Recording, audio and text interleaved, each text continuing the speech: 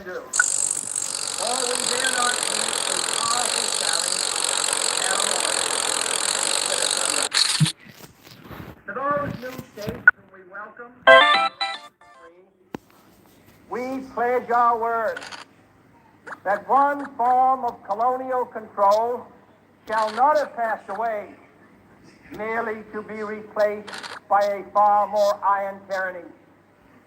We shall not always expect to find them supporting our view, but we shall always hope to find them strongly supporting their own freedom, and to remember that in the past, those who foolishly sought power by riding the back of the tiger ended up inside.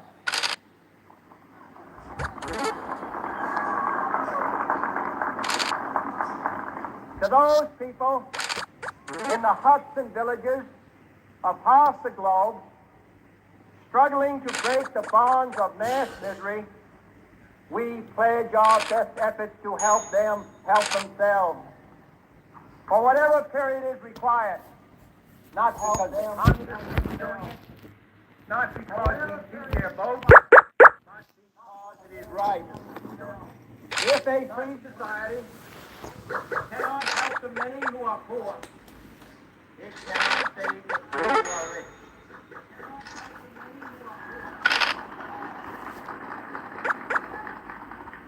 To our sister republics south of our border, we offer a special pledge to convert our good words into good deeds. In a new alliance for progress, to assist free men and free governments in casting off the chains of poverty. But this peaceful revolution of hope cannot become the prey of hostile powers.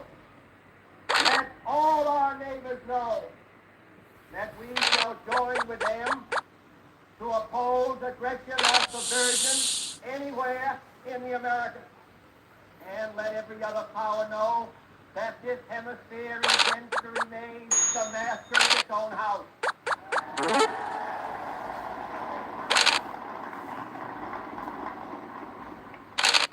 To that World Assembly of Sovereign States, the United Nations, our last best hope, in an age where the instruments of war have far outpaced the instruments of peace, we renew our pledge of support to prevent it from becoming merely a forum for invective, to strengthen its shield of the new and the weak, and to enlarge the area in which its grip may run.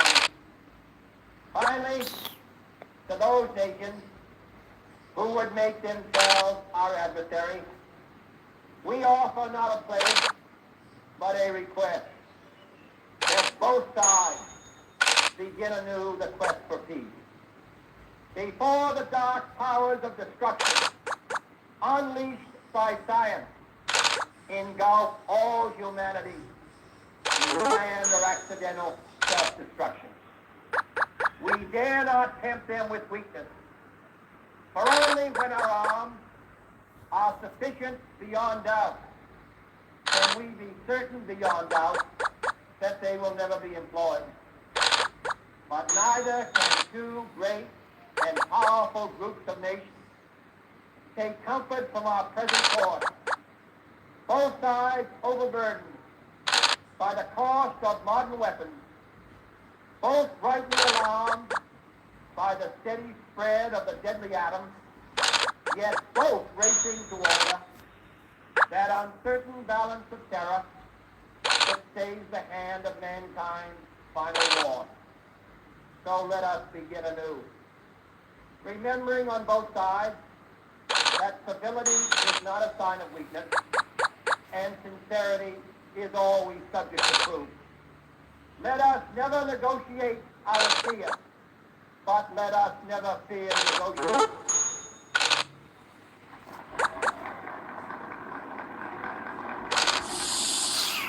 Let both sides explore what problems unite us, instead of belaboring those problems which divide us.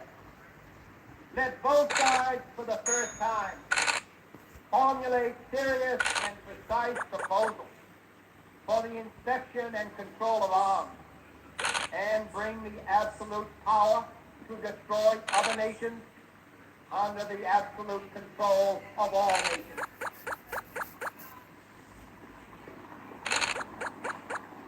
Let both sides seek to invoke the wonders of science instead of its terrors.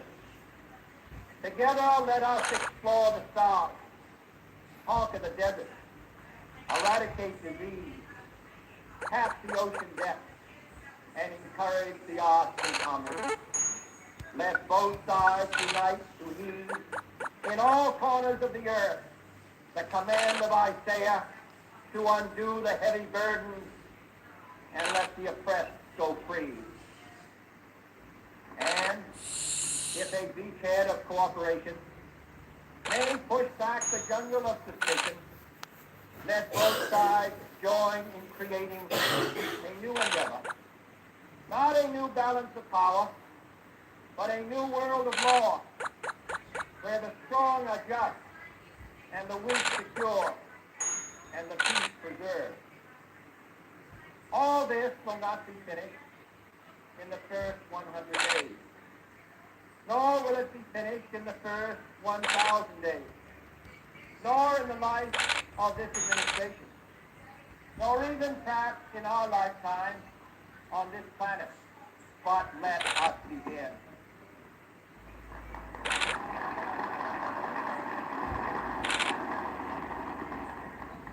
In your hands, my fellow citizens, more than mine, will rest the final success or failure of our cause.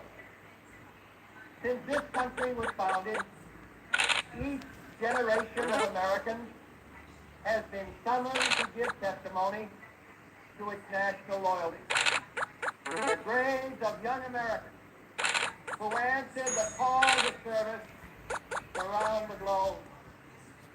Now the trumpet summons us again, not as a call to bear arms, though arms we need, not as a call to battle, though in battle we are, but a call to bear the burden of a long twilight struggle, year in and year out, rejoicing in hope, patient in tribulation, a struggle against the common enemies of man, tyranny, poverty, disease, and war itself.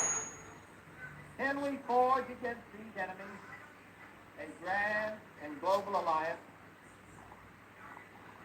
north and south, east and west, that can assure a more fruitful life for all mankind? Will you join in that historic effort?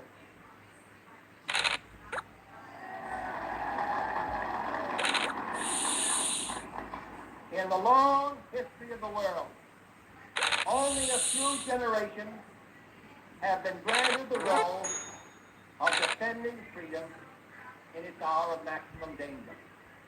I do not shrink from this responsibility. I welcome it.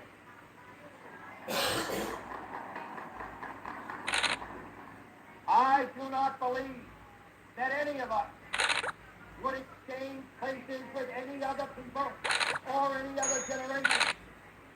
The energy, the faith, the devotion which we bring to this endeavor will light our country and all who serve it. And the glow from that fire can truly light the world.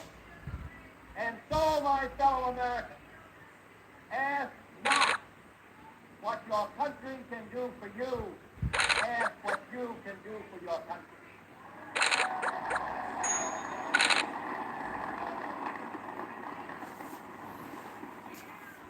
My fellow citizens of the world, ask not what America will do for you, but what together we can do for the freedom of man.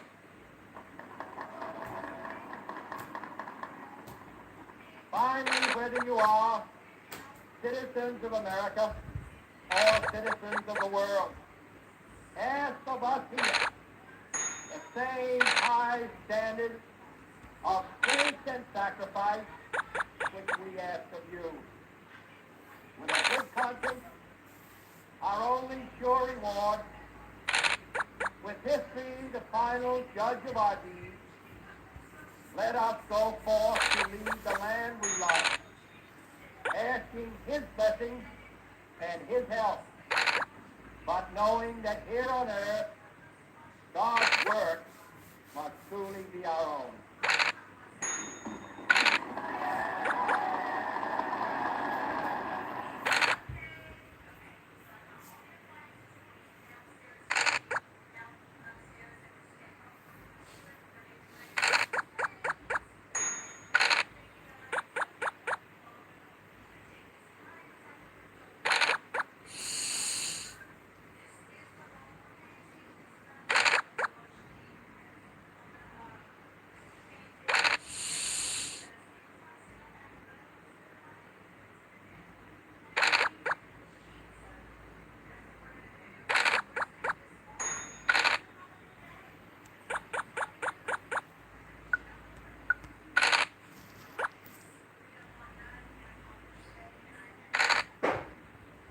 Tony Manta.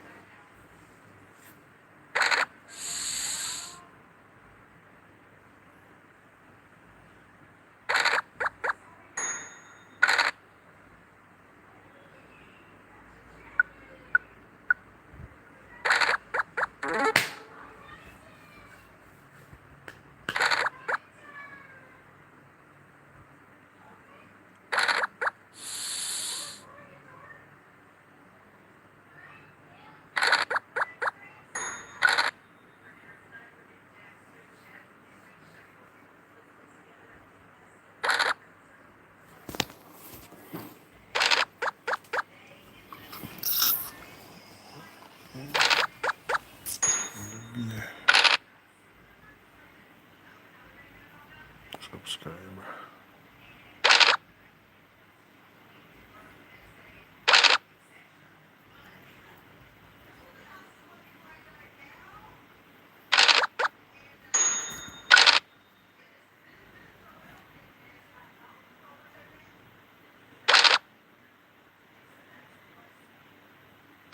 Huh?